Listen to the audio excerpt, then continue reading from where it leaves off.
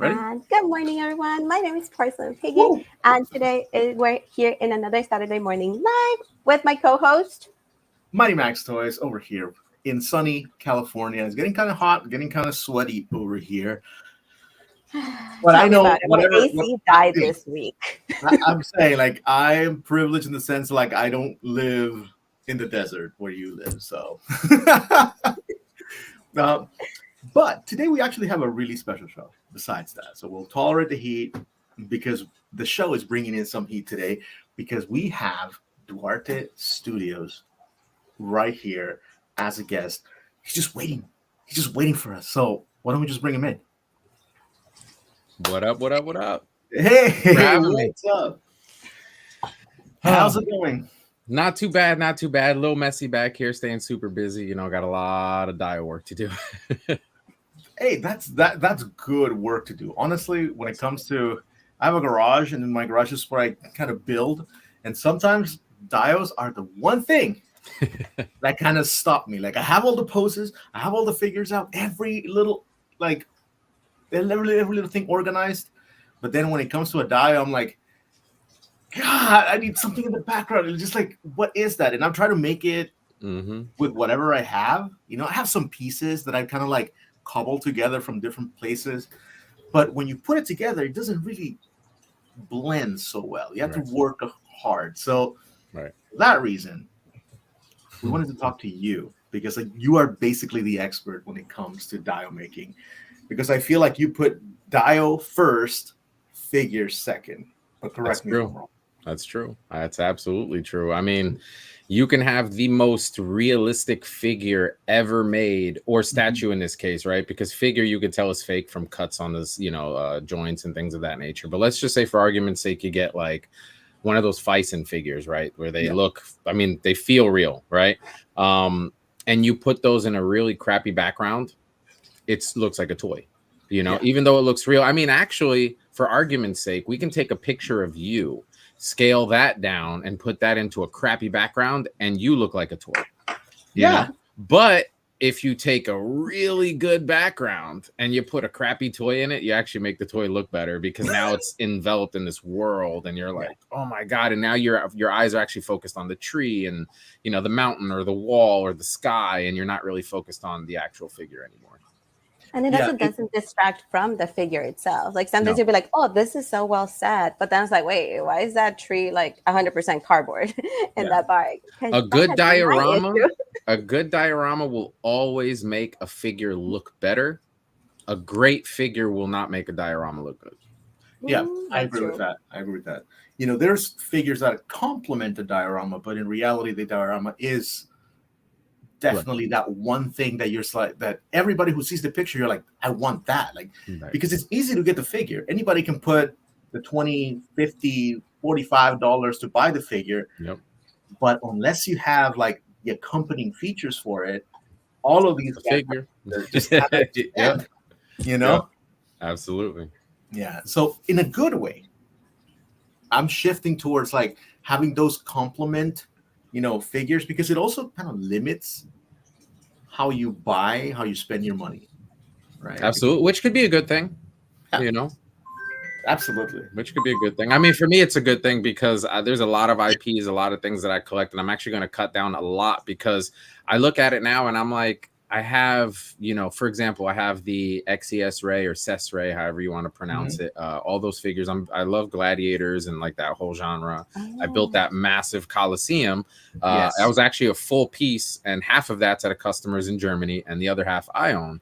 So I did that with the idea of, let me do some content, maybe stop motion, maybe pictures, scenic pictures, whatever, with those figures. And to this day, I haven't opened one of those figures yet, and I've had them since they've come out. I haven't really taken crazy pictures with it or done any of the stop motion stuff, because it takes so much time, and I'm constantly working on dials. I'm constantly working on customs or new ideas or new concepts that no one's even seen or heard of yet, because I actually, hopefully by the end of this year, I will be doing my first Kickstarter that's diorama based. Ooh. But that's awesome. but it's not like anything you've ever seen or dealt with, or, you know, I've been teasing hints with all of the dios I've done to this day, meaning, you know, modularity is a big key for my dio building, right? Collapsibility, put it away. A lot of people don't have 6 feet of space, but you might have, you know, a foot space to put a box filled with stuff that you can pull out and build together, like a Connects or like a Lego or, you know, things of that nature. So I got some really cool things. And one of the reasons I haven't put it out yet, because actually behind that box of specialty foam scraps is a bigger box that has all of those prototype pieces in it already. The dio's done. Everything's been done for months now. But the reason I haven't really announced it, even started, it's a different name. It's going to be branded under the Duarte Studios, you know, umbrella. I haven't put any of that out yet because, as you know, the minute you put out an idea, these bigger companies will come in, snatch it. I'm working on patents. I'm working on all sorts of stuff to protect myself, because all these third-party companies that want to come and try to do it faster or kind of bite off of you, you know, I'll be collecting all those molds if they try to, you know, go sideways on me. So I want to protect the brand and protect the product itself before I put it out there, because when I do, let's just say the best way to describe it without giving anything away would be the adult version of Build-A-Bear, but for dioramas. That's really cool.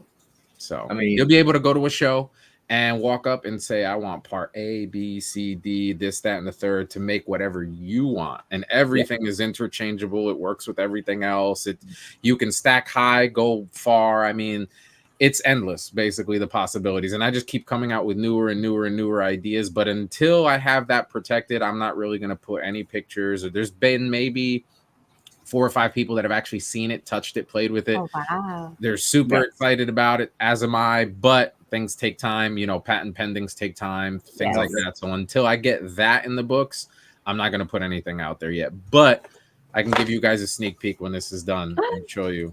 We appreciate that. But you know what?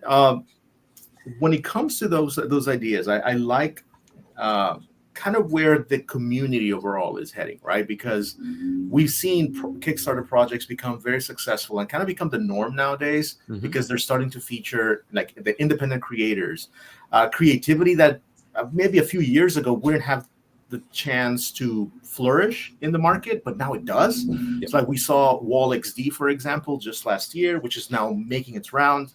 We have also Unparalleled Universe having an SDCC exclusive this year. Yeah, I'm looking forward to getting that in hand. I got a cool dio I started building for that. Exactly. So the landscape of action figures, collecting, photography, and display has changed, and I love the fact that people are like, you know what? Yeah, we got the big 2 or the big 3, depending on how you look at McFarlane, right? But you're like, right. But I want something that's a little bit more personal. It's a reflection of who I am, and I think that's what you're doing with your work. And I'm looking forward to see in the future, of course, when that will take us. Absolutely. Now, in terms of, because you said like you were looking forward to Odious, what made you say, okay, Street Fighter? Because that's very much how everything kind of blew up right now. Like you went from having that picture to having this. Yep. So Street Fighter, I have a love-hate relationship with Street Fighter because I'm a Mortal Kombat guy first. Right? Oh. Mortal Kombat is my jam. Sub-Zero is my all-time favorite character.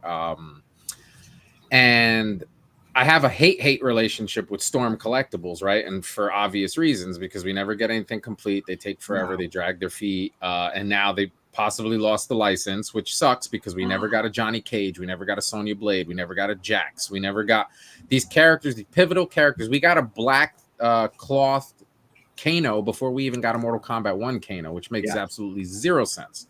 Now, Jada Toys, I've always known them for their, you know, their Honda Civics, their Acura Integras, their NSXs, their cars. When they came out with figures, I'm like, you know, it's a Hot Wheels trying to make an action figure. Like, stop it, stay in your lane, you know.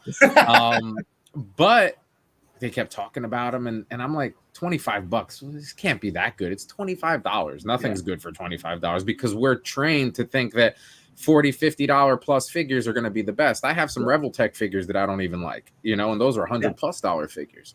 So when I was told, hey man, you know, check them out, they're really actually good, and I started seeing some reviews, and I'm like, you know what, all right, let me grab this Ryu. So I ordered a regular Ryu, and I get it, and I look at it, and I'm like, it's pretty cool, and I put it away. I didn't even open it, didn't touch it. Then I start seeing, you know, Machu Toys, a bunch of people like playing with them, reviewing them, and I'm like, let me open this damn thing up and check real quick. So I go and I open it up, and I'm like, wow, this actually feels pretty good. Articulation is fantastic out the box. I didn't have to use a hair dryer to like heat it up or throw it in some boiling water or whatever the case may be. Like, and I'm like, this is pretty good. So then whenever I like a figure, or whenever a figure to me is really, really good, whether it be because of price point or quality or both, it kind of gets the wheels turning in my head. And I'm like, all right, how can I make money off of this figure? How can I incorporate this figure into my plans with my business to make money while offering something that people would actually want? And I'm like, well, what are they missing? Oh, they're missing the other head sculpts. We'll probably get those later. That makes you quick money in the beginning, but once you sell maybe 50 to 100 heads, it's kind of like, cool, where do you go from here, right? And now granted, you have 6-7 figures out now, or 5 or something like that, amount of figures that are out already. So you can kind of do that, but sculpting takes time, and when I'm already doing dio work, like it's just too much work for me to be able to do in one day. So I go, well, I did that Mortal Kombat pit. I actually did a true scale pit for my Storm collectibles that has the whole spike and all the way down, and has the top, the dragons, the whole thing. This is about 6 feet tall by like 4 foot wide. And I was like, that's huge. The stages. But I'm like, I'm not doing a 6-foot stage, not because I can't, but because no one's going to pay for that. So I start doing the research, because I always have to build this in my head before I actually put it on paper. And if I get stumped with something, I have to figure that out before I continue, because the one thing I hate more than anything in life is starting a project and being stuck because I can't figure out how to get past a certain point. So I do that all in my head. So I look up the pictures, and I'm like, okay, I'm studying it, and I'm like, well, the depth, you know, Ryu, like there's a temple all the way back here, and there's a, you know, temple roof here, but I'm not going to build a 6-foot long dio. Like I said, how am I going to make this? So, you know, I start looking at angles and perspective and all that stuff, things that I dealt with when I was doing architectural work. And I'm like, I can probably pull this off with less than an inch of thickness, and, you know, certain angles and carvings and lines. And I called up a few of my buddies. I'm like, hey, what would you think if I made a dio? It would be about 2 foot wide, because what I did was I got pictures from the actual game. And what I did was I scaled it up until the game character was the exact size of the figure, and everything else, whatever that was, is what the dio was going to be. So it ended up averaging about 2 foot wide. And I was like, that's very doable. About depth can be whatever we want. So I made that anywhere between like 10 to 11 inches deep. And then height varies from 12 inches to 14 inches, depending on the map. So I was like, okay, cool. This is a dope L shape. It's like this, but then I'm like, how do you put it away? So my prototypes are actually stationary, but this one behind me and the finished ones are, you know, removable. Everything's modular, comes apart, because again, you might not have the space. In a perfect world, I would love to have every stage on a shelf with the characters, like the video game, kind of like how Mortal Kombat goes upwards. Right. So I wanted to do that with that. That was my visual concept with it. So I called up a few friends. I'm like, what do you think if I did this? And I kept the price point around $200-$300, give or take. And they're like, I'll take one. So in my mind, anytime I create something, I say to myself, all right, is this going to take more than a day to create? Yes. Can I sell 10 of them? No, not doing it. Yes, I'm going to do it. So when I spoke to about 5 or 6 people, 2 of them wanted to. So I was at 8, and I said, you know what? There's no way that I can't at least sell 2 of these. So I was like, cool, I got 10 people. I'm just going to make the one, make the second one with the other variation of the color, give it to a few people, pictures, videos, do my little, you know, video thing, put it out there, and fingers crossed. Put the Ryu one out, and that one I actually didn't do a pre-order. It was the full $250 or whatever it was, $275 shipped, and I was like, you pay it up front and you'll get it in about 2 months, 2.5 months, give or take. I thought it would take a little less, but I also didn't think I would sell as many as I did. So Oh. when I did, and this was only a 2-week pre-order or a 2-week order, not even a pre-order, 2-week order. So when I did, I was like, oh my God, this is going to take actually like an extra month because it's a lot. And, you know, I had to go buy a bunch more sheets. I had to, a lot of stuff. And I see that you use like the Home Depot paint because you're like, the little ones are just not enough. Yeah. So my gosh, that's a trick. That's a tip for everybody. The paints that you use in the bottle, they're really good, like Vallejo and Citadel and all that stuff. I use them. I have, you know, a plethora. You can probably see. Hold on, if I do this. Oh, oh my gosh, it's a lot. That's all Vallejo and Citadel. All of that. Oh man. Right? And then that's all the Home Depot stuff. Now, when I get the Home Depot stuff, I do it for 2 reasons. One, it's more quantity. 2, the quality of the paint. Now you can't get the cheap stuff. You have to get like the Bear Premium, like the really the good stuff. So I get that, and I get it because price, quality, and quantity are a big deal. The Vallejo paint's about $7-8 for a few milliliters. This thing is 8 times the quantity, 10 times the quantity, and it's about the same price. $8. Yeah, and if you really need it, like you can get gallons. 5 gallon. Oh, right? Absolutely. I have 5 gallons of brown, black, gray, like the colors I use all the time. I have 5 gallons of those. I'm constantly mixing them with the concrete mixer, throwing in like water and stuff to kind of water it down if I need to, because after a while it starts to get a little thick on you, especially the stuff that's more pigmented. But you get consistent paint quality. You get you save a bunch of money. You know, I have probably in the Vallejo Citadel aisle there, that's probably a few $1,000s in paint. Yeah. And that there's maybe $200, maybe. Yeah, and there is no guarantee that any of that, like Citadel, Vallejo, they're going to discontinue any color at any point, because that's happened to me before. Like I'm painting and then I go back to the comic book shop and are like, oh yeah, they don't make that anymore. Or then or they take forever to restock. Home Depot swatches.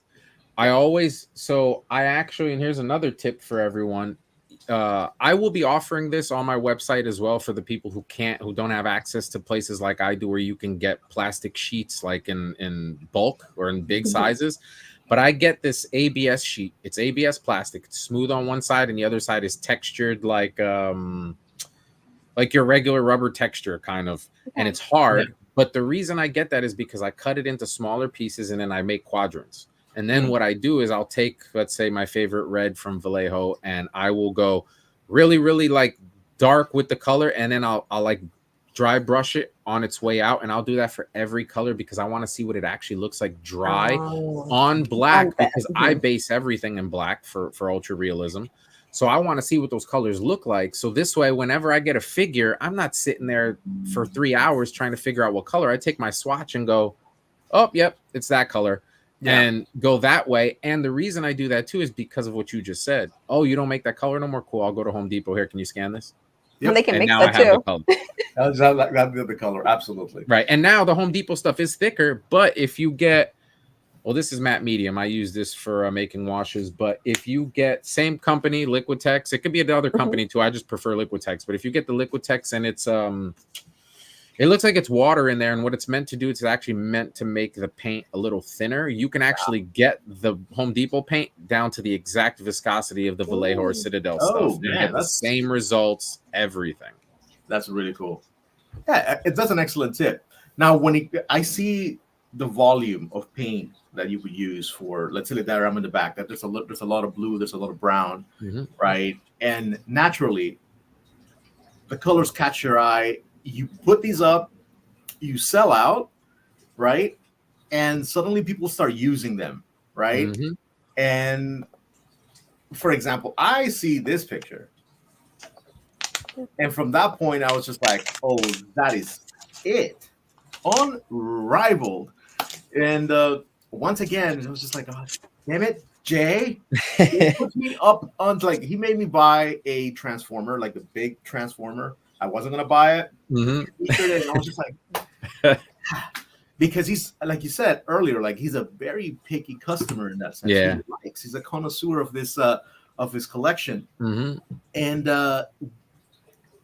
when he featured your diorama, And I started going down the rabbit hole, and I was just like, oh my God, there's so much possibilities. And the way you make them, that they are not one painting, but it's actually like layers of things, of like the components. You have like the tile work, and then you have the brown part, and then you have the background. So there's a true overlap with the images.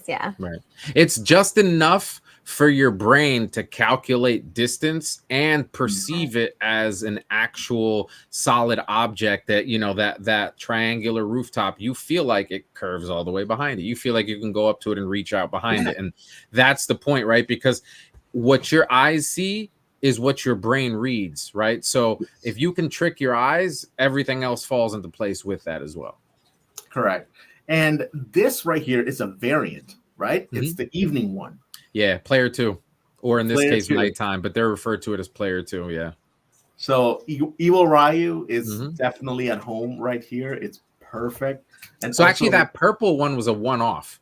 That one back there literally has my little plate on the back where that I sign. It literally says 1 of 1, because that customer reached out to me and was like, hey, I really love the nighttime one, but could you do it in purple? And at first I was like, purple? But then I was like, you know what? I'm already painting it. I have the colors. Like, what type of purples do you want? Because there's different, you know, there's purple, there's lavender. You can want shades of lavenders. You can want shades of violets.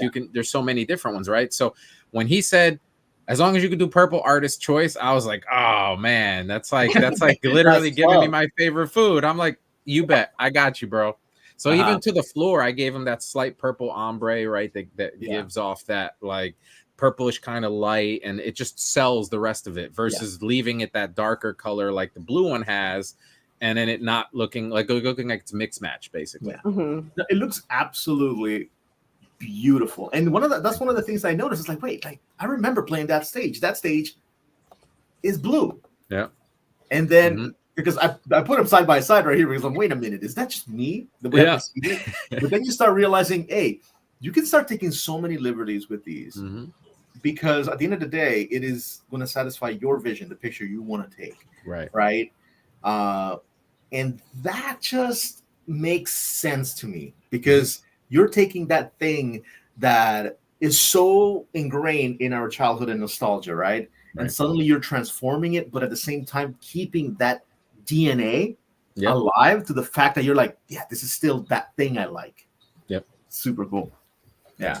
I'm always about doing that for customers, right? If you order something for me, for example, the van, when I had the pre-orders open on the turtle vans, I had maybe 5 people reach out to me and want different stuff. Hey, can you make the paint a little different? What do you mean? Oh, I don't want it, you know, just yellow and green. Can you make it maybe more yellow or more green? Or can you do stripes, or, you know, change it up a little? I had one guy say, hey, can you do it in like tones of gray instead of green and yellow? No problem, dude. I'm already there. I want you to be happy with your custom fit. Like, none of these vans will match each other. Even if I try to replicate the first one exactly to a T, I'll get close, but none of them will be exactly the same, because they were made at different times, different humidities, different brush strokes, different. I might have decided to use a little more of this orange versus this brown, and this one versus the last one. So they're all going to have their own little differences, which I think is better, because I don't want something like a NECA van that I did buy, but everybody and their mother has the same NECA van, right? How do you make it your own? How do you make it where it stands out in your collection, right? That's always my questions. And I did enjoy seeing how you were taking it apart and adding the petals. I'm like, nobody's gonna see the petals, but you included them. But I was like, no, if you angle it correctly, you will see the petals. I was like, that was really sick.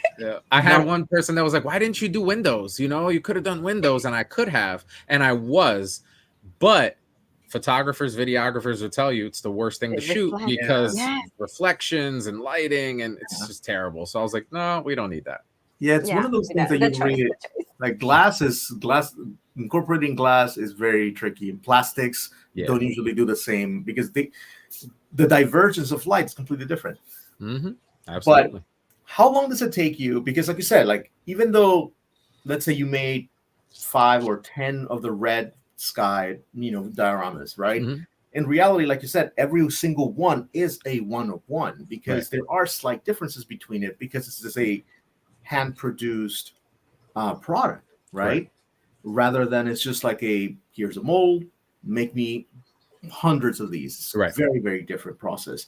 So how long does it take you to make the one? The first one always takes a little longer because I'm always, very careful and meticulous with the certain things I haven't kind of figured out. Okay, this is the cheat code or the faster way to go about this, or maybe I should do this a little differently. A lot of times I'll pick and choose colors where the background, as an example, I usually go 3 colors: the darkest, the medium, and then the lightest. But then I found, for example, in Ryu that it was actually better to incorporate a 4th color, so that I can really sell that ombre, because the 3 colors just looked very blended, right? So there are certain things that might not go to plan in my head the way they do on paper, or vice versa. So the first one always takes a little longer, but I want to say after all the research and the ideas in my head are done, because that can take countless hours.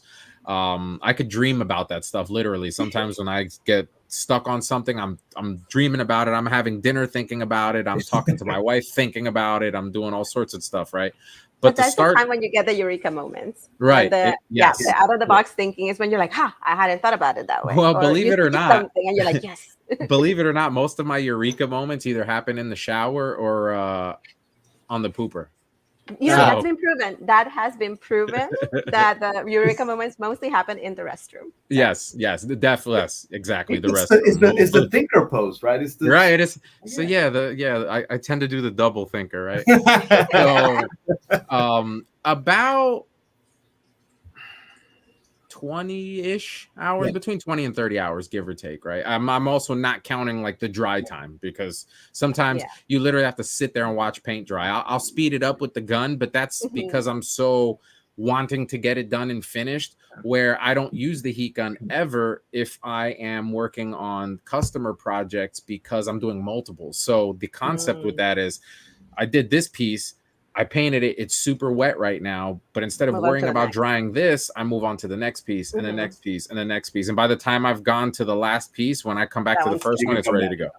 So it's constant. It's a way faster turnaround, because I never stop. I only stop if I need to stop, but not because the work forces me to stop. But when I'm doing prototypes, I'm like, all right, let me find something else to do. And it's kind of like changing the rhythm, right? You're playing soccer one day, and then 2 seconds later, you're like, all right, let me go play baseball now. And it's like, I gotta You're reinventing the wheel pretty much. Yeah.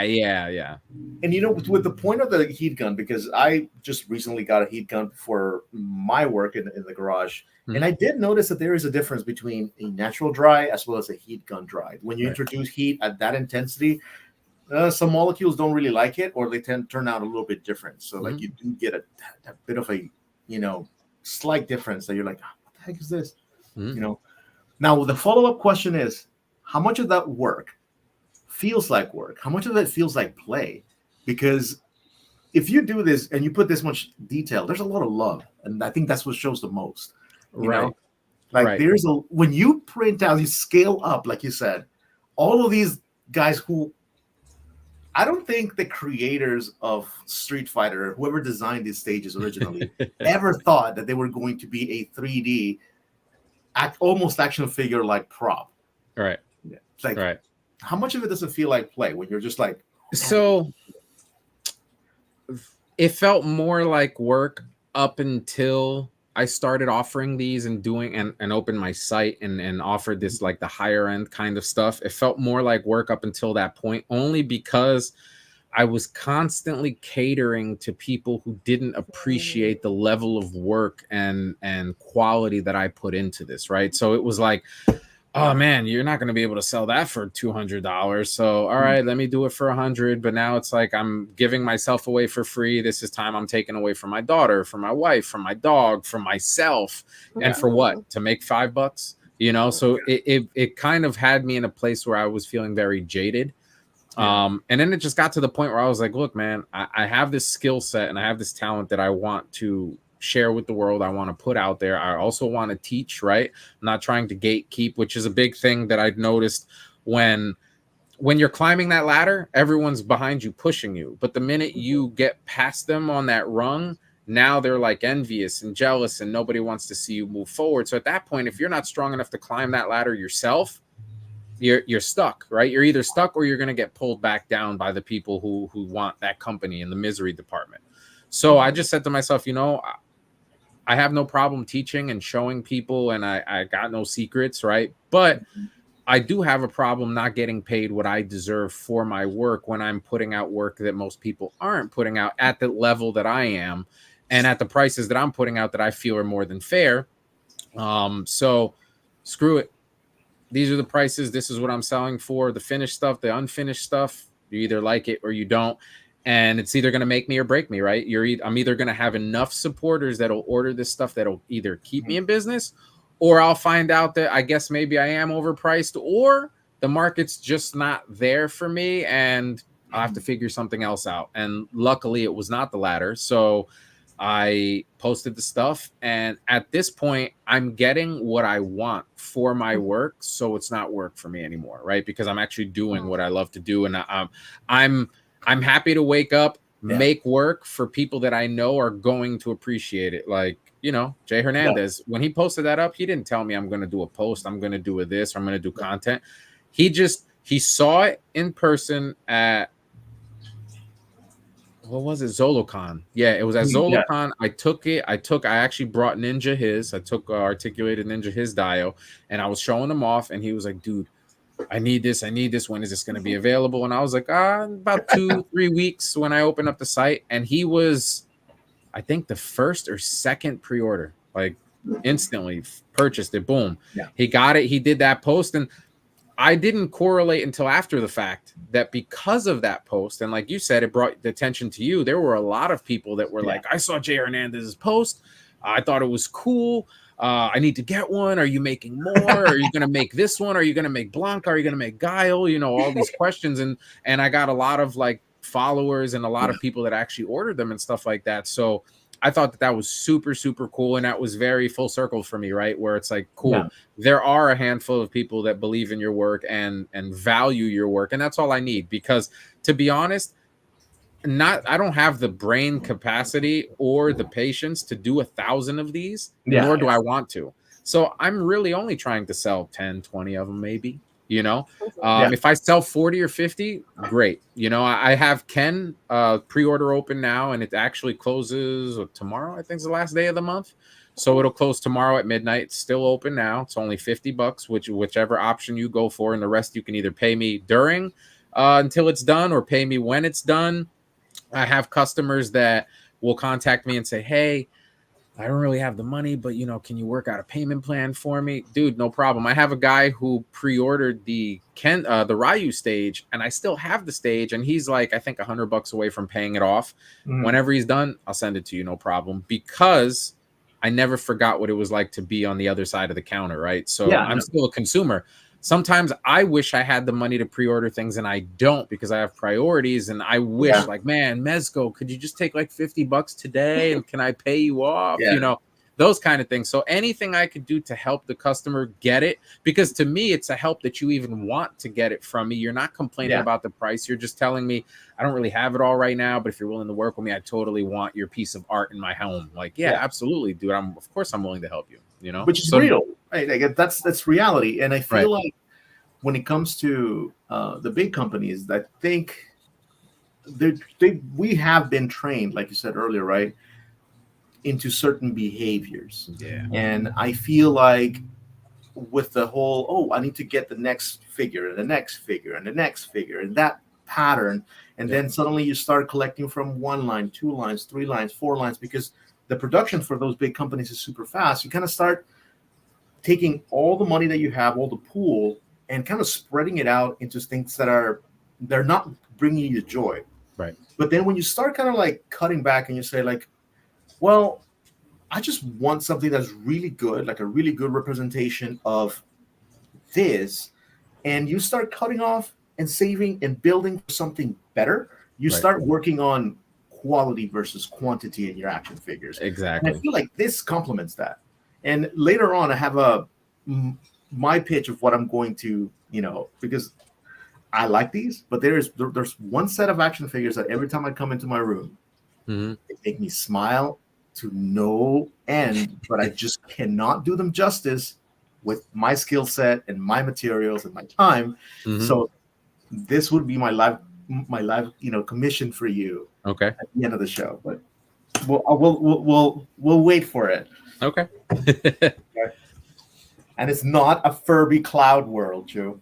Yeah. I know. I think I know exactly which figures they are. Yeah. Yes, and I'm actually holding. Before we started the live, I actually moved one of my figures that I actually got yesterday to the left side over here, just to as a reminder. I saw her quick little sleight of hand. What's in the box? It's not that subtle, but I was like, I was like, maybe we can work with something with this one because I just got it, and I don't have much things that are like in the 12 or 6-inch, in the 6-inch scale, because I mainly work with like Barbies, and when I do my action figure Sona, I will make a diode that I will destroy right away because I can't keep things long term. I am living in a tiny studio, so the few things that I do have, they have to either be easy to put away or, unfortunately, in the trash they go. And that's always my question for customers, right? When I get hit up for dioramas, my first thing is real estate. What are we working with? Meaning, like, what size would you need to display or to take your pictures or videography or whatever? And then modularity, right? Do you need it to be modular? Do you want it to be stationary? Yes, the price point is affected, right? Because modular now requires magnets. It requires certain cuts, certain engineering to go with it, right? But then there's people who are like, no, it's going to sit on a shelf, or I'm never going to do nothing with it. So that's modularity is a big key factor for a lot of collectors. And I keep that in mind because those are the collectors that want my work, but don't get it because they assume they don't have the space for it. Yeah. And I was looking at that. I was looking at the modularity of one of your pieces. And now once we go down, we'll see a few more. My question to you is, when do you make the cut? When do you decide to make the cut? Because to me, it seems so scary to like build something. You're like, okay, it's time to just section it off. In my head, the cut's done in my head first. Like I said, so the best way to describe this, and I've used this on every podcast that I've been on. I'm sure you guys watch Marvel, right? You're familiar with Marvel comics and all that stuff. Okay. My brain is my personal Jarvis. So I have to know, like, looking at my microphone, I have to know how it comes apart, how many screws are used, what size screws, what kind of, mesh, why did they do this? Why didn't they go that? I have to know how everything works. I always ask a million questions. It could be the dumbest little thing. I can sit here and tell you how they make Snapple bottles, right? Just useless information. But for me, it's very, very important. So this dial, the same way you see it in the pictures where the parts are all broken up, that was broken up in my head already in pink. Without the green, without the grays, and without all that stuff, because the paint that comes naturally. And that's one of the things that even to this day, there are times that I'm painting and halfway through the paint, I'm like, this looks terrible. Come on, just trust the process. Trust the process. Come on, all right, just throw a wash on it. Oh, okay. Now we're painting happy trees. Now it looks good. Yeah. So the cuts, the build, the look all happen in my head first. And then it comes out on foam. There will be times where I'll be like, let me change this up, or let me, do the different texture. So for example, if you're looking at that waterfall, the rocks behind that, if you look at those rocks from the backside, the texture is completely different. It's cut the way that they cut stones to make highways now, where they do a vertical cut and then a horizontal cut. The ones on this side are actually smoother, kind of like when water hits, you don't really have jagged edges, So I think about all of that stuff to make it make sense, because those are key factors that take away from realism. If I had the other cut stone facing the water side, they would be like, how is it that water erosion made those rocks sharp? It's impossible, and most people don't think that way. Right. Most people don't think that way. But when you put it out there, they're like, I can't unsee it now. It makes sense, So everything has to make sense for me. Oh my gosh. See, when I try to build diodes, one of the things I realized is like, I don't know what color things are. I don't know the textures of smaller stuff, like the detail things that build the world. I was like, wait, I'm like, how does this look like? Because one of the things I was going to bring up, and I told you this ahead of time, is that I try to build little worlds for my kaijus to destroy. And that's when I realized, I'm like, how do roads look? What's in between roads? Is there grass in between roads? Right. What's in there? So I guess it's just buildings. Is it cement? What is it? So I began to look at maps, and I was like, so this is how things look. How am I going to make this flat view of the map physically in my world? Reference pictures, reference. I love research and development. That's actually one of my favorite things to do. So if you contact me and say, hey, I want a Pokemon dial, cool. Pokemon number 1 to 152, you got me. After that, I'm like, I have no idea who they are. I'll look it up. But like, I know about Pokemon. I understand. I know how it works. I know who the characters are, etc. But let's say, for example, you're like, hey, can you build me Cinderella's castle? I know who Cinderella is. I've watched the Disney stuff. I have a daughter. However, I don't know that there's 57, windows in Cinderella's castle or 3 doors. So those things I'll have to look into, but I will, and I always will. And the reason being, I have this pet peeve where there's always that one person that has something to say, whether it be negative or just like a hateful type of comment or whatever. And those you can't change, right? You're never going to please everybody. Art is subjective. We understand what's perfect to me isn't perfect to you.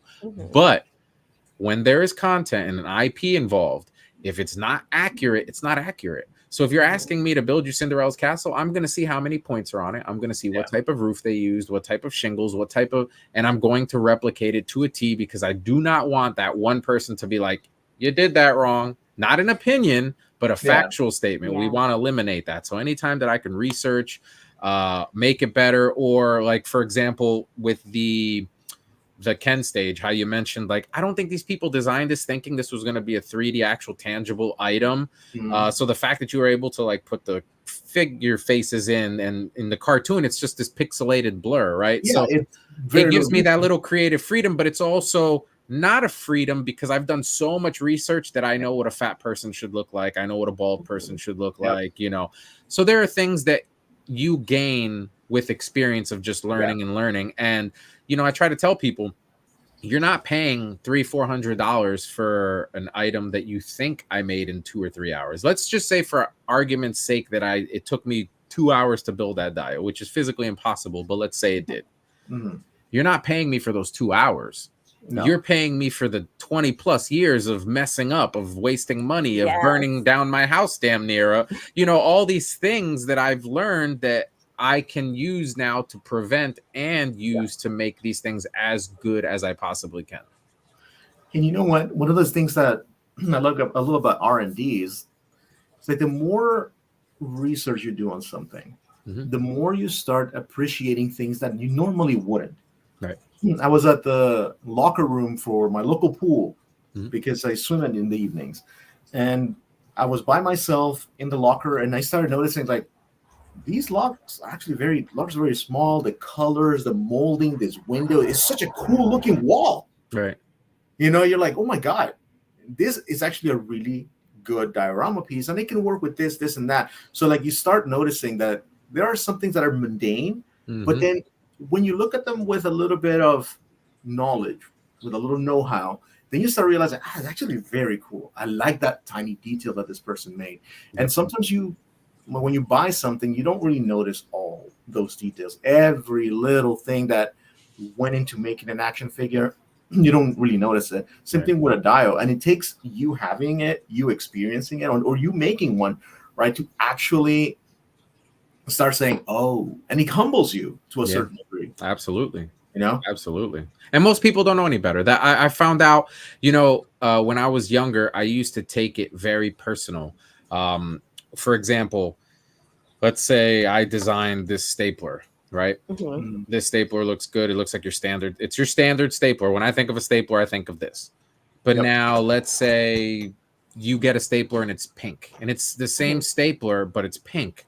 And you're like, I just bought this stapler. It's the greatest stapler ever, blah, blah, blah. And it's probably cheaper than this. It's probably a knockoff. It's pink. It's not the original black, all this other stuff. And I'm sitting there like, bro, this one's better. What do you mean? This one's got the rubber, you can open it all the way, all these things. But the person that got the pink one, they'd never seen this before. So they have no idea that a better version even exists or what better looks like. So a lot of times I will get customers that have these dios that I go on their pages and they're talking about this dio artist and saying that they are the greatest diorama builder ever. And that's great because that's an opinion, that's subjective. I have people that call me the best. I have people that say I suck. It's fine. The premise is, though, until they actually know what a Lamborghini is compared to a Kia Sorento, they're going to think their Kia is the greatest because it has AC, it has a back seat, their kids like it, you know, it takes you from point A to point B for 4 wheels, right? But the Kia only costs $30 to fill up while the Lamborghini costs $30 every 2 seconds. So, you know, there's those differences, right? But again, you can't appreciate a Lamborghini until you've seen the lower end stuff and vice versa. So a lot of times people don't know better. And a lot of times people will hit me up and say, hey man, how much for a dio? And I'm like, that one, $400. And they're like, 400, you know, and I either get one of two people. I get the people that are like, F you, bro, you're crazy. That's crazy. I'm like, whoa, I'm crazy, you know? And then you get those people that are like, why is it so much? And when those are the genuine ones, then that's when I like break it down in the best simple way that I could break it down for anybody watching too, in case they're interested, is what do you do for a living? Right. And they'll tell you, I don't know, I work at Home Depot. Okay. Home Depot, I think they start them at, I want to say like about here where I'm at, I want to say they start them at like $17. Yeah.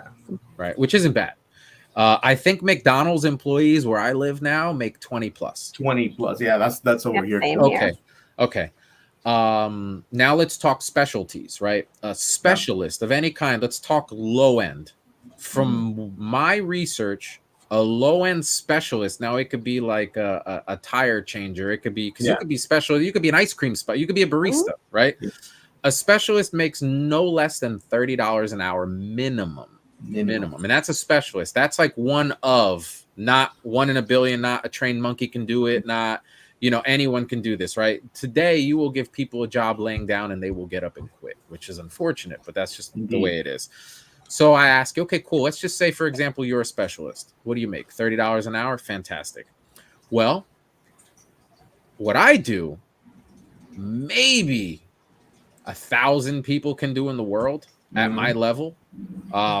You know, I'm sure that there's a plethora of people out there that are way better than me. Maybe they're undiscovered. Maybe they are discovered, but they're just too busy working for like Paramount Pictures or like making crazy money, right? The accessibility to the skill is also a thing, right? There's guys out there that are making, you know, movie sets that are mind blowing, right? But they don't got time to be on social media making $200-300. They're making $200-300 every second they breathe, right? Because they are specialists.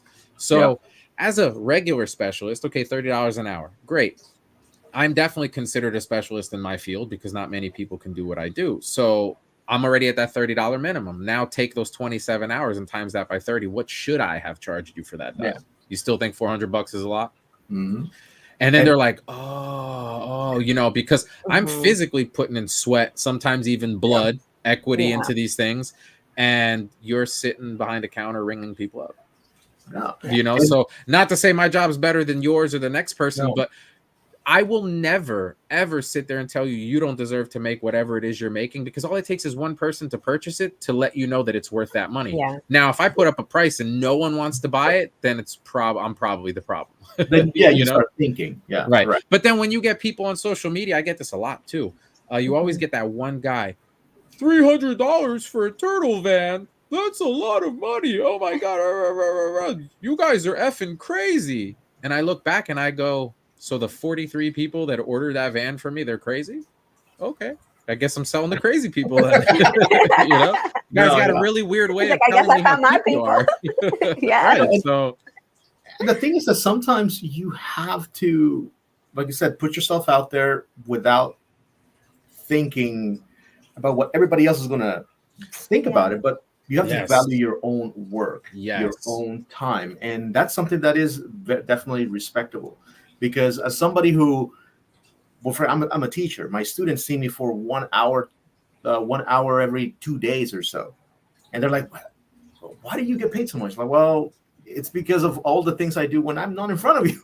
You know, like there's so much things I need to do. There's so much behind the scenes, so much night behind the scenes. And sometimes when you get people who value your work, you can do very special things like this. Yes. You know, I when I saw this, number one, I thought, wow, that must have taken forever. And number two is these are two properties who recognize what hard work is. Yes. You know, and when they come together, it just works. It looks magic. So good. Magic. So good. Yeah, and actually that brings me to a point. So Ricky was one of the first few companies, the Plunderlings, that I actually did work for companies, right? And going back on your question of work and love and all that stuff, Ricky is probably my favorite company to have worked with to this day, because he knew what he wanted. He literally sent me a Bible of pictures, references, color swatches, things that, like, hey, I saw this plank of wood and I really like the texture on this piece of wood, you know, all sorts of different things. But at the same time gave me the creative freedom and said, look, these are just the parameters that I like, but like, I don't have an idea on how I want the world to work. I know I need water. I want some beach. I want this. I want that. So I actually designed that entire thing, did a quick sketch on my iPad, sent it to him, and he was like, hell yeah. And he didn't actually see this until I set it up at the show, because all he saw was pictures like, here's a tree, here's a piece of a mountain, here's, you know, this. He never actually got the full gist of it. And I completed this entire thing in about a month, while working on other dials as well. And this was probably my most fun build to do, because it had the most creative freedom. It also was very not realistic to the point of having to look real, like for a human, because these are cartoons. So I got to scratch that itch that I was talking about, that I had wanted to do before. Being a Plunderlings fan, I wanted to make dials for myself that I actually did start and still haven't finished. But because I got hired to do this one, I went full balls to the wall. I'm actually working on right now 3 of that boat, the big boat. I'm working on 3 of those. One is for a custom commission, and the other 2 I just did just to do, and those will be for sale when they're done. And I love everything about the Plunderlings IP. Obviously signed the same paperwork that a lot of other people have, so I can't talk specifics about things, but I can tell you that Ricky reminds me of myself in the sense of where he is 10 steps ahead, meaning like, you guys are just seeing the tip of the iceberg. I've seen pictures of stuff. I have seen prototypes. Like, I am excited beyond words for him to come out with a lot of this new stuff. I'm actually working on a dio now for myself, for Plunderlings, but it's based off of one of his original artworks and pieces that he hasn't shown a character, any of that stuff. So he gave me the green light to do it, because I said, hey, man, let me get that picture of what you showed me on your laptop, you know, a year ago. I'll build it. We can use it at the shows, because I also offered to him to store the dio. So I actually have it in my facility, and I do all his shows here in the area, where he'll hit me up and say, hey, can you go to this Comic-Con? And I will set up, I'll sell for him. Sometimes he'll go, sometimes he can't, but it works because he's in Florida. Sometimes he's in the DR, and he doesn't have the time to go to these shows. So I'm like, dude, I love the IP. I know everything about it. I collect it myself. I own at least one of everything that you've made. Oh, wow. I'll do the shows for you, bro. And he's like, really? Yeah, man, absolutely. And so that's pretty much what, you know, where it's been. Hopefully we'll do a few more shows this year. I'm waiting on him to let me know. But this was definitely one of those really, really favorite, very modular. Every single piece on this dio, every mountain is movable. The floorboards are movable. Every tree is weighted at the bottom. They're movable. The bridges are like, everything is movable. This dio, he can use it 100 different ways. It'll never look the same twice. And I wanted to give him that creative freedom, because, you know, he spent a good amount of money to do this. And people tell me that I lose money by doing that. And my train of thought is the opposite. I want to give you more bang for your buck, because that actually makes you want to come back, versus saying I paid so much money for this dio that people have seen 3 times and now they're bored of it. And you're gaining so much more experience too, because you get to try a lot of things that maybe another customer would have asked in the past. Exactly. And sometimes all you need to do really is like, Just instead of backing out and saying, oh, you know what, turns out I can't do it. You know, if you push forward and you go through that door, you never know what's on the other side. Absolutely. Always push through. Always, Yeah. always, always, always. And always post up. Like do, like you said, do not worry about what other people say, because to be honest, that was what stopped me from basically being where I'm at today years ago.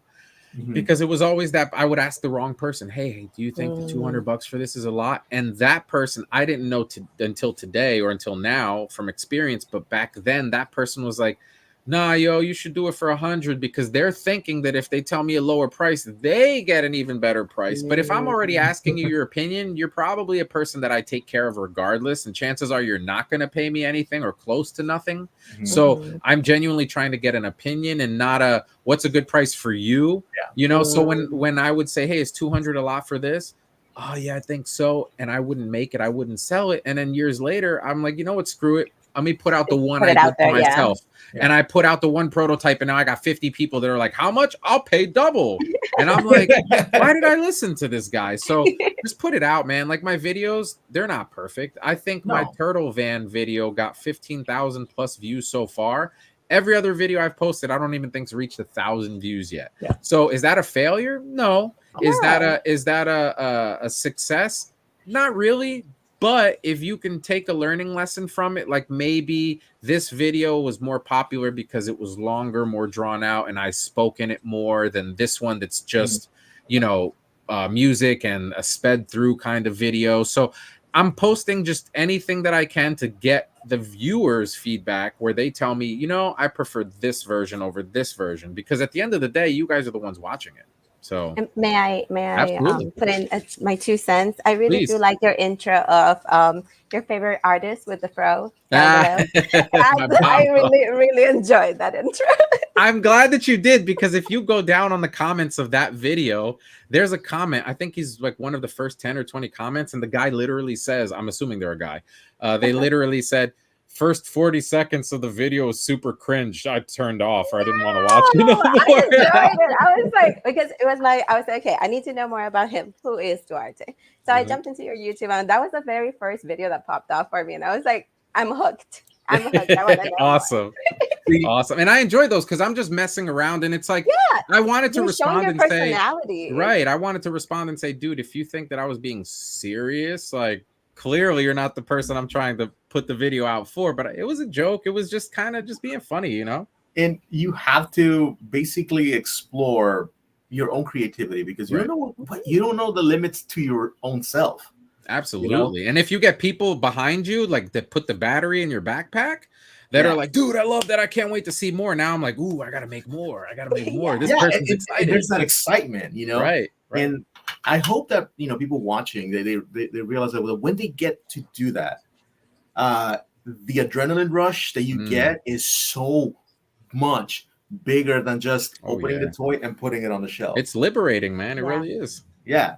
Which is why we continue to do this show. I mean, at the beginning, our show was on Instagram, and we were like, Instagram just limits us so much. Let's expand. Let's do it. And it would freeze. It would drop me. The audio would be bad. Would be pixelated. And But I said, we didn't give up. We didn't give up. No, that's good. You got to keep going forward, man. You got to. You got to. Now, speaking about moving forward, it seems now that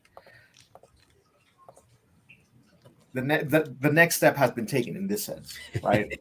Because you don't have one set of feet. You have so many sets of feet, and you're walking in so many directions, and everything looks great. So what's up with the Bebop and Rocksteady over here? Oh, man, this was a real labor of love. I think this was the first project this year that I did for myself that I actually started and completed. And this was one of those that almost didn't take off, because I started speaking to people at ToyCon. It was about a week, 2 weeks after the turtles were dropped. And I had gotten my turtles for my birthday, and I was like, oh man, I love these things so much. Like, whoever designed these, you can tell that they really love the IP. I loved the fact that they didn't just take the 80s turtles or the 70s turtles or the 2000s turtles. They kind of said, well, you know, I like the head shape of this one. We can do bodies from here. We can, and they kind of made their own turtle, and it came out perfect, so much so that I was like, I feel liberated. I feel like I can create the characters that are missing for this IP, just like Mezco would, if not better. But without having to say, I have to stick to, you know, this or stick to that. And I did the same thing they did. I was like, you know what? I want Bebop and Rocksteady because I assumed that everyone was going to go for a custom Shredder, a custom a Splinter, which I also did too. I modified a NECA Splinter. I did the added hair on him. I tattered everything. I added wires to his robe. So I made it more Mezco-ish, right? So again, thought process, articulation. I needed to be really good articulation. I love the idea of Rocksteady being bigger than Bebop because technically a rhino is bigger than a boar, right? A little bit of grab right there. And soft goods. And then, okay, I don't want to sit here and actually create them as if I were going to make them, because that would be too much love and too much time into something that I'm not going to mass produce. So it would be a big waste of money on my end. And I want it to fit for me. So let's see what's available. Let's see what I could modify, what I could borrow, because I think it's cool when you mix and match and actually make it look like it came that way. So right away, 5K Toys orc stuck in my head. I had spoken to people like Lagos Figures, Henrock, Machu, Articulated Ninja. I kind of threw all these, and a lot of them had ideas. Use this book, use that book. I like using all of my characters. I like usability, so I don't want to paint a statue. Meaning, I'm either going to get the color of the character that's closest to the end result I want, so this way I don't have to worry about paint rub. Or in the case of the Rhino, I had to order two. I had my SDC exclusive red Rhino, and then I had the Black Bull, and I started with the Black Bull because since it's black, when that paint does decide to flake or chip off or whatever the case may be, you're going to see black, and it's not going to be a red eyesore, right? So I was like, cool. Only thing I'm using from the Rhino is the head and the hooves, because I actually like the idea of the hooves being exposed instead of him having boots. So I did that, and I was like, you know, I could do the soft goods. I've done it before. I can't do it as fast as I could do my diorama work because I'm no specialist, but I don't have the time. I got so much going on. You know what? Scrap the idea. Oh, wait a minute. There's this guy on Instagram, and I think his Instagram was Farinelli 150 or something of the sort. And I put him on that post as well. He was doing like work. He started doing the fabric work for, I don't know if you've seen, for like Ryu and Ken, where they actually have their gis in actual fabric. And that was him. And I was like, wow, that's pretty nice. And Henrock had a set, and he was like, yeah, dude, this is fantastic. So I hit him up, and I was like, hey, dude, he's in Mexico. And I was like, hey, man, got an idea. You know, I'd like to do the clothes. And I sent them a few concepts. I'm like, I want like a leatherish vest for, you know, Bebop. I want like jeans, because then I'll fade them and I'll do all the wear and this, that. And I want like cargo pants for Rocksteady, but I definitely want the iconic yellow top. I want to do the bullets and the shells and, you know, all this other stuff. And he goes, yeah, send me measurements. What figures are you using? I said, these. He's like, I don't have them. I said, do you need them? Because I would have been hesitant. I'm going to be honest. I would have been hesitant about sending a few $100s worth of figures to Mexico to somebody I haven't dealt with. Now I have no problem, because not only did he take the job, but understanding the whole seamstress process, I took the actual tape measure, the seamstress tape measure, and I measured thighs, ankles, you know, everything, whatever measurements he asked for, I gave it to him. And then I was like, great, this is cool. He gave me an amazing price. And then I was like, oh, this is too good to be true. Murphy's Law. Something has to go wrong. Like, something's got to go wrong, meaning like, what if I get the clothes and it doesn't fit? What if, dude, let me tell you, the only issue I had was with Bebop, because under Rocksteady's pants are solid carved muscular legs. They're basically undressed. Under 5K Toys, you have actual molded pants on it. So when I went to put it on, it was the case of get to the knees, but it ain't going up higher. And I'm like, I'm like, it's not the pants, it's actually the sculpt type of the sculpt, because, and he even said it, he's like, I didn't even think about like giving it that extra. And the cool thing is all these materials that he's used, they have a little bit of stretch to them, which is perfect, right? So it kind of compensates. But I was like, and he was like, I'll make you another one, and that was great, but I didn't want to wait another 3 weeks to get it, or another month, or because from shipping from Mexico here, and it takes time. It takes a bit. And the creative wheels are turning. Right, the creative wheels are turning, and I'm like, how do I fix this? How do I fix this? How do I fix this? And I'm like, wait a minute, he's got pants on. Let's take them off. I took a scout. I took a X-Acto, and I literally, like a potato, I shaved all of it off, because I'm like, you're not going to see it anyways. It's under the you're pants. trying to cover them. Nobody's taking the pants off. So, and I did it. It fit flawlessly, perfectly. And you can't see it in the pictures, but I even asked him, because I thought to myself, what could go wrong? Let me prevent it. So I even asked him for like the little string at the bottom of the pants to like tighten the ankles if I needed to. And I didn't need to, because they were so perfectly done that I actually just tucked the strings up under into the pant leg. But when I got it, I was like, oh my God, this is flawless. This is perfect. So then that prompted me right away to finish everything else, because it sat in limbo. Because if the clothes don't work, then the idea is kind of shot. So then I went and I actually took leather scraps, and I did the helmet on Rocksteady. That's actual glass lenses in his goggles. The glasses are handmade on Rocksteady. On Bebop with styrene and an X-Acto blade, and they come off as well. I kept some features, like on the 5K tour. I actually liked those red brass knuckle-ish looking things, so I kept them on there, but then I removed the ugly ones off of the forearm, and I actually put leather there. I resculpted that, I filled that in. So there's so much more work that I'm forgetting now that I did manually, that you'll see in the video that I'm putting together for this now.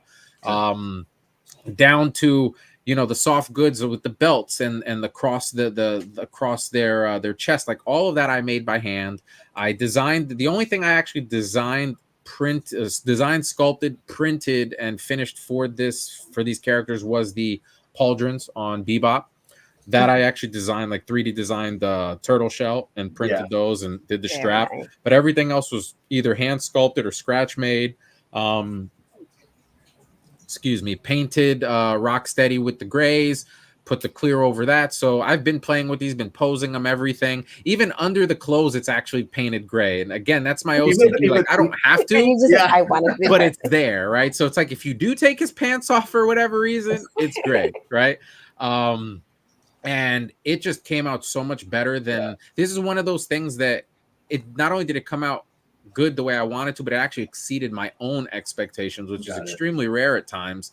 And because of it, I was like, okay, now I'm going to do foot soldiers. If Mezco ain't doing it, I'm dropping it. Like, where's our Casey Jones, right? Like, you dropped him last, like, where is he? So if you're not doing it, I'm doing it. And for two reasons. One, I want it for myself, and because I genuinely wanted to have figures to go with these amazing turtles, with the van, my bike, my skateboard, all of that stuff. But I figured I'd be doing the fans a favor, and what I mean by that is, if Mezco ends up seeing this, and Mezco does decide to do a Bebop and Rocksteady, they better look as good or better, because then everyone's going to be like, look at the little guy over there in Jersey who did that, and you guys give us this, like, for this price? So if anything, I'm just helping the community, where, like, you better come correct, come hard, come correct, or don't come at all, It sets the bar, like it's and that's something that's very good to kind of free us up from that mentality that we are stuck with whatever it is that the companies gave us. And that's not really true. The only thing is that you have to recognize that it's a team effort, and you have to kind of like outsource things and learn some things, because like you didn't know cloth goods, but now you kind of went up that rung. You're like, okay, I kind of know where cloth goods are now. Like, I know where that universe takes me. Delegation is the best advice that I could give to any entrepreneur, because I can do it. Everything that you see there, from the clothes to, I can do it myself, but it's not intelligent to do so, because it's time. And if you have somebody who's willing to give you good work at a great price, give them the money the same way people give me the money, and everybody's happy. Because now I told them, you're stuck, bro. I'm going to keep you busy because now I have a plethora of, concepts for clothing, ideas, stuff that I want to do. So yeah, I'm going to keep you busy now, bro. Thanks. And you just saved me a shit ton of hours and time and trying to figure it out. Having to go buy a new Singer sewing machine, and nope, I'm good. I'll just send it off to you. And it's a network, and oh my god, it's so much better. Like I feel like Robo has been featured Casting Cave, as well as there's one person that he uses for cloth goods, and now they're actually doing cloth goods for an actual figure. And I was like, for a figure line, I was like, oh man, that's pretty cool. That's actually my selfish goal, is to find people that are really good at their specialties, use them as much as I can until I get to the point where my business takes off, where I have to hire people. And now you're my clothing guy permanently. Yeah. And now I'm going to pay you good money, and you're going to do nothing but the stuff I need you to do. And you're going to be happy doing it with no stress and not having to do. And if you want to do side stuff, that's on you, but you won't need to, Yeah. And it creates a brand new, a lot healthier ecosystem for the, for the hobby, which is very, very nice. And you create jobs. That's so great. Absolutely. Yeah, I love the way that you have the mentality of helping others rise up as well. I'm like supporting other artists. And that's that. I have to preface that by telling people that I'm not just, I'm going to be honest. I was the opposite, right? I was that guy. So I can sit here and tell you that I'm not helping people because I was helped. I'm actually helping people because I was not helped, and I wish somebody was there. And I feel like the only way that you can make change is by not being a hypocrite and actually putting it into exercise, right? I wasn't helped by anyone. If anything, I was hurt and put down by plenty of people. Yeah. If you guys knew even 5% of the BS that I've gone through, you would be asking yourself why I'm even here. But being a competitive ex-fighter and, not having quit in my vocabulary, it's kind of like, you're going to have to kill me to stop me from doing what I'm going to do. Yeah. So I wanted to help. Nobody was there. And maybe it was my fault. Maybe I wasn't asking the right people. Maybe, I'm not pointing fingers at anybody. I'll take blame for myself before I blame anyone else. However, change has to happen. And if it doesn't start with someone, it's never going to. So in this case, I'm here to help if you want the help. Now, I am not here to sugarcoat anything. I am not here to tell you that you are good if you're not. I'm not going to sit here and publicly bash anybody. I'm not going to do that ever. But if you genuinely sit here and say, I want your help, give me your honest opinion, I'm going to, whether it hurts or not, because I expect the same. And that's exactly how I want to be treated. But if you don't like something, don't just say you don't like it. Give me a reason, because I don't want that person to feel like I'm just talking for no reason. No, that's not good because of this, and this. And this is how I would do it to make it better. Now, could it work criticism, for you? Could it work for you? Maybe. Could it not? Maybe. But what it will do is it will make your wheels turn to the extent where you're like, okay, let me try something else. And from that, you might develop your own way of doing things that actually does work for you. And now you're producing the quality that you actually want. Yeah. True. And honestly, it's well said. And I'm really glad that we have this live opportunity to actually show you, awesome. to just listen to that, because it's actually very cool. I gotta tell you, I thought we were going to talk a lot more about dioramas, but I love how the conversation just transforms into something about self-improvement, because that's basically what we're all trying to do, and we should strive to do. Absolutely. Now, offering some ideas here to our viewers, right? If you want, because you mentioned that you take commissions, and that's basically your favorite thing to do because it allows you to play on a different universe. Yep. Something that you may want, for instance, considering how many figures are representing this franchise now. Marvel vs. Capcom 2 has a lot of really cool dioramas that are instantly recognizable. But these are not the ones that I'm going to commission from you. There's only one. And I'm already doing the research and development. I've been doing it for a while. I just didn't okay. And the other thing I thought is, okay, considering the size and the fact that it's completely bonkers, that anybody gives us this giant red monster, because he is a diorama piece. Right. Another great idea that I'm thinking, I'm just going to put it out there. Somebody is going to say, oh, you know what? Yeah, you're right. And because I feel like you can bring it to life how it should. But what I'm going to commission here. I knew it. I'm like, it's Metal Slug. It has to be. Metal Slug.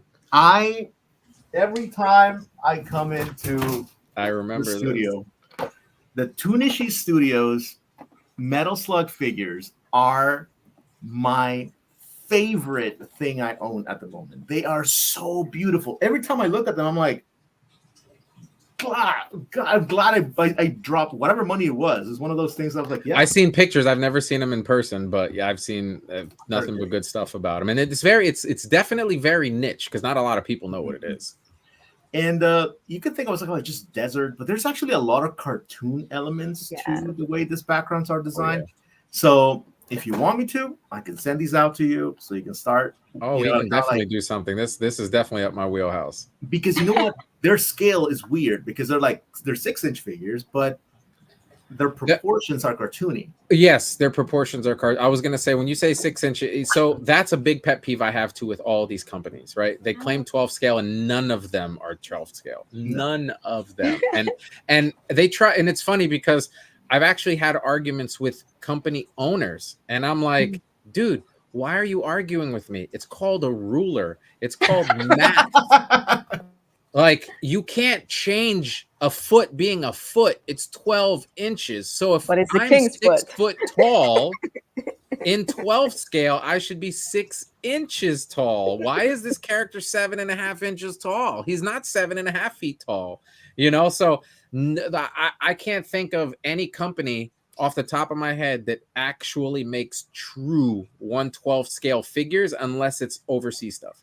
Like US company, none of them make it true 12 scale. So the fact that they say, and it's not just them. I come from the RC side of things with remote control, and even this is a 1/10 scale vehicle. No, it isn't. It is not, because the real vehicle is this long.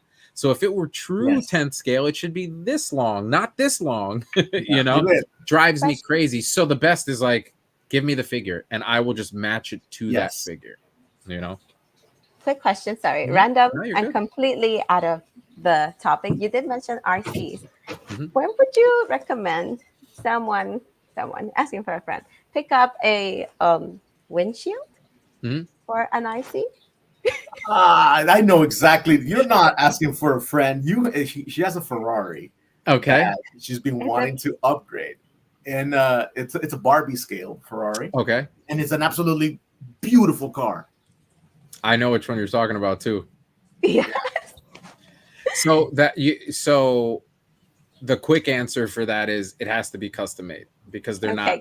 It's not available. Like, it's not something that's readily available. Especially if they had dropped that car last year, you could have reached out to the company like, hey, I need a spare or whatever. But has to be custom made, which is definitely something I can do. Also, it's in my wheelhouse. But in order to do it, I obviously need the frame or the car, to get it to actually fit. And, kind of like how you would do in real life, where they make like windshields for real cars, but they need the actual frame to measure and mold and do all that stuff. Ooh. Okay, then I'll be sending something over too, because I made a custom one, but it's made. Okay, get ready to laugh. But I tried my best. I went to the Dollar Tree and I bought a one of those food containers that was warped enough that I was like, you know what? You work as a windshield. So I went ahead and cut it to the shape. And then I got the black electric tape to get the edges. So it will be like a complete frame on the top. Nice. Then I was also missing the rear mirror. And I just literally cut a piece of black lid into the shape and put it. I was missing the 2 side mirrors. I bought some the earphone jeans. Oh, the earbuds, yeah. The earbuds in red. There you go. I cut them and I just put them on the side. So that's how it starts, though. That's literally. I can't tell you how many times I walk into a Dollar Tree or a dollar store or a Five Below or any of those places, and I'm looking around like, and my wife's like, "What are you looking for?" And I'm like, "I don't know yet." Yeah. It's like it'll hit me like, "Ooh, this shape right here. If I cut this could be a boat, or this could be a Yeah, I do that all the time. So you're definitely onto the right track. However, all those things you mentioned, I definitely can make at the actual ones to go on it, and I do already make scale rearview mirrors with even like little fuzzy dice and all that stuff. I do all that. So Okay, my Barbie's gonna get her car like opened up. I love it. I'm so excited. I was gonna like commission something for him, but Mars Barbie takes Attacks. priority. Bro, Mars Attacks is one of my favorite movies. And that's definitely one of those things that I'm like, I would totally do some killer dials for, but not everybody collects Mars Attacks. Not everybody's like, I want a Mars Attacks dial, you know? Okay, then I will put it in my list. This came in yesterday from Super 7. Yeah, the Mars Attack stuff is awesome, dude.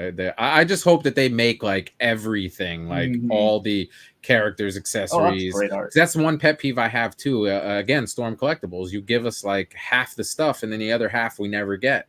You know, I want to make everything and anything for whatever figures I like or whatever I like to collect. I want the whole thing, the whole line, the whole collection. Yeah, and honestly, sometimes like yeah. See how many characters did they make for that? So far, they made about 6. They've done the 2 guys from the first game, 2 girls from the second game. That's 7. So they've done 2, 4, 6, 7. Yeah, seven characters. And you have all 7. The Hadouken guy, the little like prisoner. Mm-hmm. He's coming up too. So that's the next one that's on the list. And you have all of them.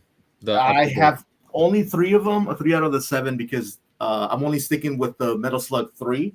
Okay. You know, because otherwise they're very pricey and they're a very limited run. So the problem is that by the time I save enough to get the next one, they're all sold out. Oh, I understand, because I collect this brand you might have heard of. I think they're from the Philippines, maybe. Oh. Devil Toys. Yeah, I love that cyberpunk kind. Like those are true 6-inch figures. The you know, with the clothing and the mini zippers and the jackets and all the swords and the guns. Yeah. I love that stuff. The posability, the motorcycles they come with. It's very like Akira-esque. Yeah. So yeah, I even have, what's that other company that makes like cyberpunkish kind of robot? 3A. I have some of their stuff, and they're pricey. So oh my god, the ones I have, I got through trade. I didn't even buy like retail because. Yeah. Holy hell, they're expensive. Yeah, when these guys have I think I got the soldier, which is one of their best figures, really. It's underrated because it's just like, oh, it's the soldier, is the one, right? You know, so many of them. Yeah, there's so many of them, but so you got to buy like 12 of them. Yeah, but you can make things like this. I know, bro. Like, I really want this like brand to continue, because I know they can do the aliens, they can do the zombie version. No, there's so many things. Oh my god! And the donkey, I want them to do the. When did this game come out? Gun. It was like 90s, right? Yeah, yeah. It's an old arcade game too, so you can buy like the whole compilation. I have it for PS2. It's just like the compilation, like of all the ones that came out. Nice. Yeah, Metal Slug 3. Yeah, that's definitely. It's very. It's like a line between realistic and cartoony with Metal Slug. Yeah. So that's my commission. So we'll exchange emails, we'll talk.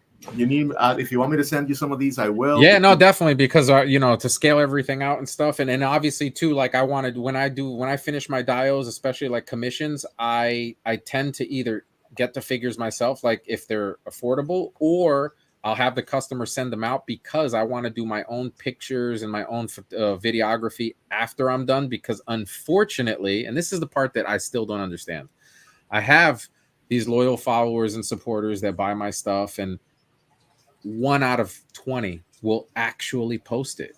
The other 19, they get the stuff, and I'm like, I never see content, I never see videos, I never see pictures. So I'm like, you know what? I'm going to do my own. So if they never post their own stuff, that's cool. I got mine, because if I tell you right now, hey, I built an 8-foot by 8-foot arena for WWF with an actual ring, with the chairs, with people, with zip lines for Shawn Michaels to come down, like with the Titantron, the TV, like everything, and I have no pictures to show you. Yeah, I have no idea what happened to that. Well, actually, I do now. That person, I did this 10 years ago, something like that. Never seen or heard it again. Other day, I'm at ToyCon, and You're like, wait. Guy walks up to me and I'm like, wait, he looks familiar. And he's like, hey, man, remember you did my bow? And I'm like, oh, dude, I was just talking about it. Oh, you got pictures so I can show you. And he's like, my house burned down. And so now there's no proof ever. Like he had one cell phone picture and that was it because he still had a flip phone. My God. Gentleman. So now I'm like, nope, I'm doing my own pictures, my own videos, and it is what it is. And you know what? Like, you're your best hype man, you know? You're your own manager, content creator, you're everything. I hate it. I wish I wasn't. But I wish I could hire people to do it and have the money to pay, like, hey, you do my content. Here's the content, you make the videos, you post it, you deal with people, let me just work. You know, you also like if it's a brainchild of yours, you want to see that child walk, run, right. I just raised it. Yeah, I sent you the child for adoption, and you got rid of it. I know, it's so weird. Now he was so well mannered too. Right. Yeah. Now we are reaching the end of the show, but before that, I do want to talk about this the last kind of like the latest collab that you posted, so that people know where to find you, where to see you, if they want to see your dioramas and stuff like that. Because apparently you're going to be at IshCon, right? Yep. Mm-hmm. Okay, so can you take the people? What is IshCon and why are you going to be there? How is this super action stuff collab? So IshCon started, I believe last year was the first time they did it. It's actually run by a buddy of mine who I met through the Mythic Legions side of things. And he's also a vendor for Mythic and Cosmic Legions. And he decided to do his own little convention last year, which I heard nothing but great things about. And it was so good that so many people, including the Four Horsemen and a few other people, are actually going to go down. And I was like, you know what, man, I think I could take the ride. It's right around the time that I'm kind of open as far as not having obligations or parties or, you know, birthdays or whatever. And I was like, you know, I'll come down, and it's a nice size 10x10 booth. And I had to hit up Ricky from Plunderlings, like, hey, I'm going to be down there. Do you want me to, you know, sell some stuff, take some stuff down? And at the time, I had met the owner of Super Action Stuff at ToyCon as well. And we're talking, we're exchanging information. And I told him, I said, listen, what other shows are you going to be at? And he goes, you know, I try to make the shows, but you know, I sometimes scheduling and whatever. So I said, look, man, I offer this service to a few other companies, including, you know, Plunderlings, and, you know, I'll actually set up shop for you, you know, send me the product, the inventory prices, whatever. And we'll set it up. And he goes, oh man, thanks so much. I would really love to do that. And we just went back and forth on Messenger a little bit. And he goes, dude, yeah, absolutely. I'm going to send you a case of stuff. And I was like, cool. Once I get it, I'll inventory it, send it back to you, and I'll do a little video and just let people know. And these are brands that I collect and I support as well. Yeah. So there's people all the time that are like, dude, if the stuff was here, I'd buy it. Well, here you go. The stuff is there. You don't necessarily need to talk to the actual owner. If you want to just buy the stuff, it's right here. So that was just my way of trying to help expand these brands that I already support and help. You know, 9 to 5 Warriors, another company that I did work for, made the little backpack diorama, and I offered him the same thing once his business starts taking off, because he's still just like Big Bad Toy Store just got his stuff in. They're just putting it out. So he's still waiting to get more inventory, but I offered him and a few other companies the same thing. Listen, I know logistically it's impossible for you guys to get out there, but you know, maybe you cover the entrance or the table, or you give me a percentage, or, you know, we work out numbers, but at least you get the exposure without actually having to make the full investment of either getting a table or having to come out there, get a hotel, fly. You know, now you actually get to make these shows. So if he's in Florida, I'm here, and you know, Super Action Stuff, he's out of New York, so he's not too far, but I'm going down to Carolina. He's not, but now his stuff is going. So, you know, it's just my way, again, of trying to help the community and help these brands, because these are guys just like me who have, well, they have their full-time job. This is my full-time job now, but they have their full-time job, and I'm sure that they're doing this on the side in hopes that, hey, maybe I could retire, or maybe I could just sit home and let my toys make me money. So, hey, let me help you out, because one hand washes the other and both wash the face. Again, I think you're building an ecosystem that is very, very healthy in terms of like involving so many people, because right now we're at a stage where we can create dream team collaborations. For example, like when you have weapons and crates and dioramas and figures being made by so many people, put them all together, you can create something incredibly special. Absolutely. Right? So I love that, and that's one of the reasons why we love featuring just creators. I feel last couple of weeks ago, you know, we had somebody who makes battle beasts. right? Oh, And it I was love just Battle so Beasts. fun. And like we said, like, okay, why don't we do this and this and that? It's very creative, which is why we appreciate you being here.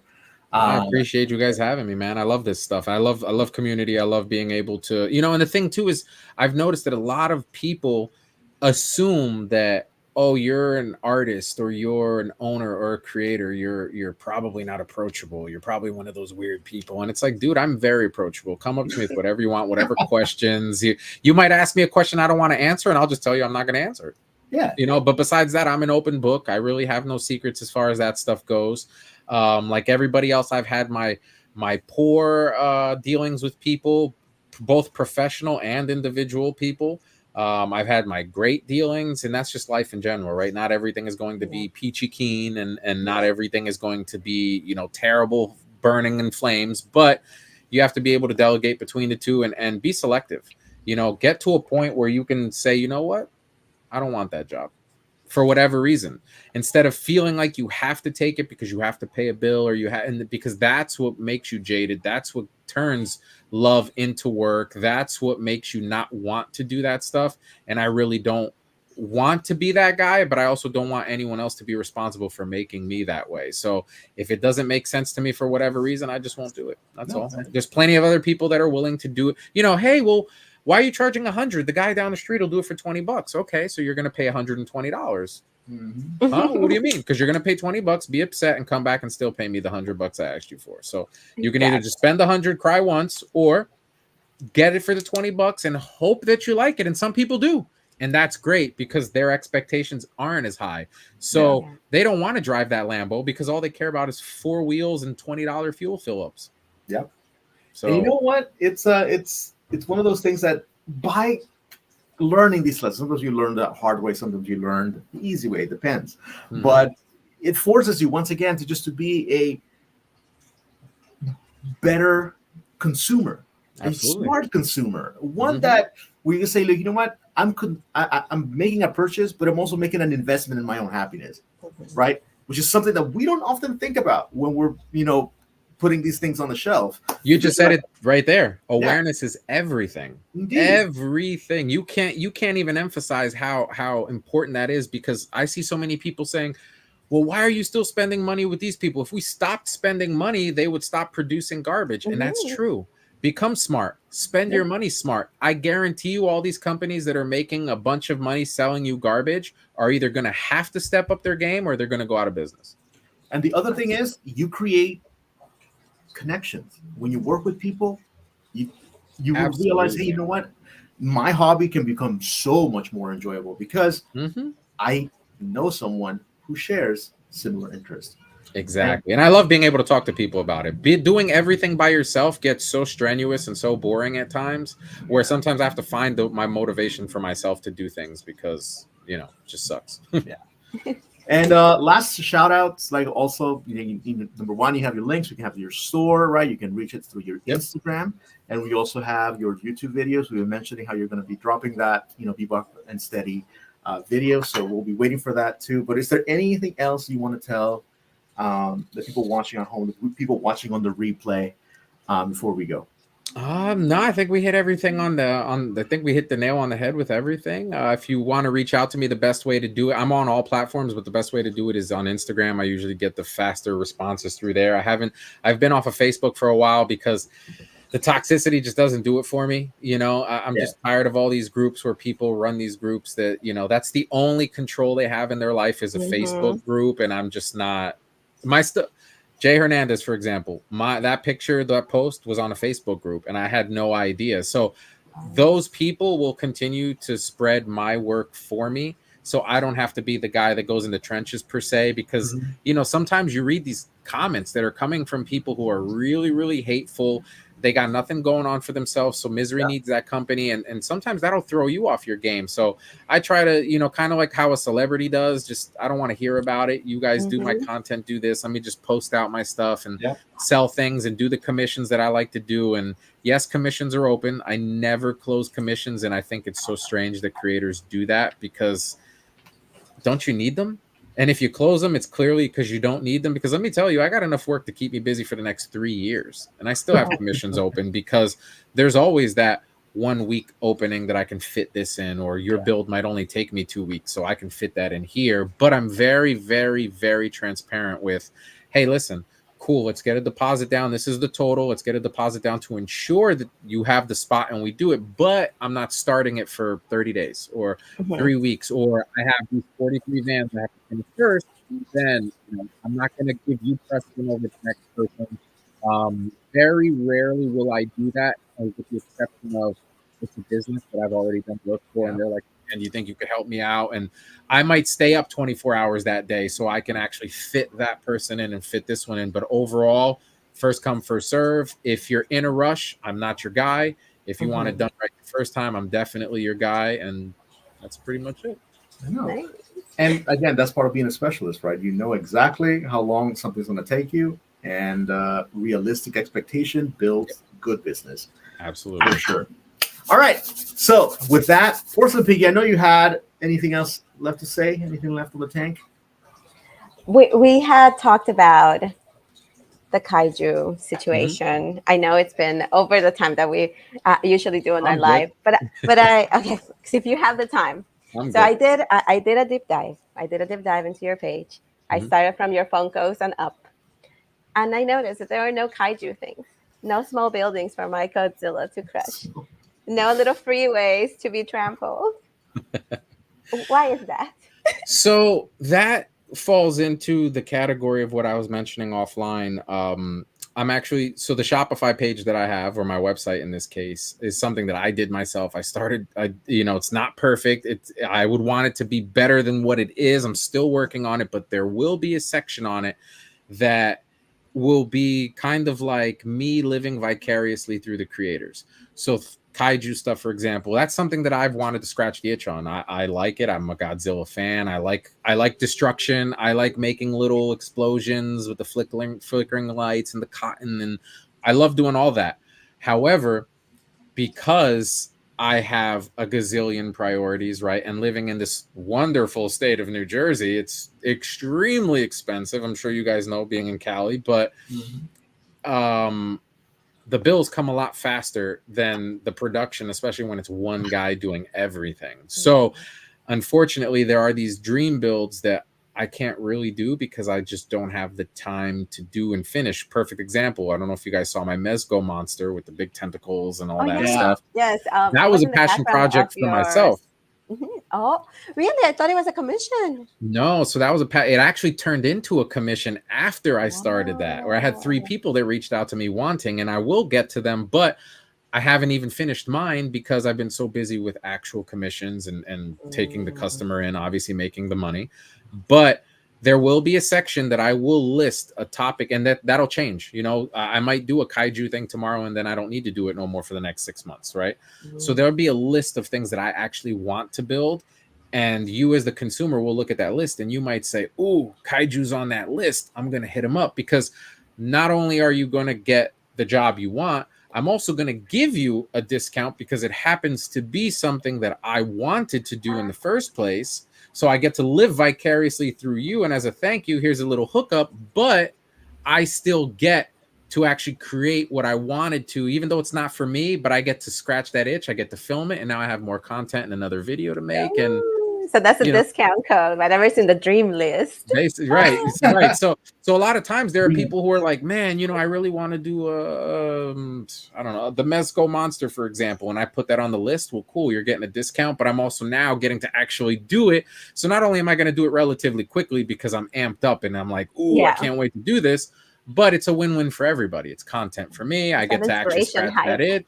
Inspiration. You get what you wanted. So it's a win-win. But that's why you haven't seen it, because no one's hired me to do it yet. Not that I don't want to do it or have anything against it, but I just haven't been hired to do it yet. Like a lot of the things, like when it comes to scale, right? You have a very good understanding of scale. So that means that from making a big thing, you can go small. So like Hot Wheel dioramas too, which are very popular nowadays. I've done Hot Wheel dioramas. I actually designed little lifts and scale garage doors and jacks and oil bins. Dude, I've done all of that stuff. If you actually also on my RC website, which is still up because that's technically my full-time gig, I do all those accessories. I do scale garage items. I do motors for cars. I do car accessories. I do anything you can think of that you can put on a car or in a scale garage or anything of the sort. I do that stuff. And where do we find the link to that page? That is exclusive. Actually, you know what? You can just type in thescaleking.com. So I went from the Scale King and now I'm the Dio King. And the funny thing is, both names were actually given to me by two separate customers, and I just ran with them because I'm like, you know what? I kind of like the ring to that. I'm running with it. Nice. I like they know your worth. They know your worth. Right. I like that you acknowledge that knowing or being familiar with scale is a curse as well as yes. Yes. Because when we're shopping for things to use in dioramas, my wife would, like, I love her to death. My wife would be like, "Oh, look, you can use this for that," and I'm like, "Honey, that's not to scale." Like, it's not to scale. And I hate saying that to her, but because she means so well. She's like, I know. You can use this, you can use that. What about you? And I'm like, "Honey, yep. There it is." I don't have that problem because I collect from all kinds of scale, so every scale works, and so I just end up with so much stuff. Exactly. You understand how it goes. Yeah. Mm-hmm. Well, Bart, thank you very much for being here today. We endlessly appreciate your wisdom as well as sharing, a bit of your journey, to being where you are now. Mm-hmm. And also the little tease of where you're going to be in the future. We appreciate that because it's very exciting. Yep. As I said, we'll definitely be talking about that, diorama for Metal Slug. Hopefully you can get me in the list somewhere. And maybe we can have you back some other time, later after you make that big reveal towards the end of the year. We can talk back and check how that went. Oh, I'd love to. Absolutely. I will definitely be making the runs on a lot of the podcasts that I've been on with some new items when they drop. Ooh. Okay. We'll be waiting. Thanks again for sticking around. And thank you to everyone who actually stayed around and watched us as well. I hope you guys are having a great weekend, and we hope to catch you for next time as well. Anything else you want to add, Matt? Yeah, don't forget to like, comment, subscribe, leave us a nice little, hey, this was awesome or not. Some feedback. Give us some feedback. And don't forget to follow Duarte. He's everywhere. I'm trying to be. and we'll leave all the information on the description down below. But until then, guys, bye.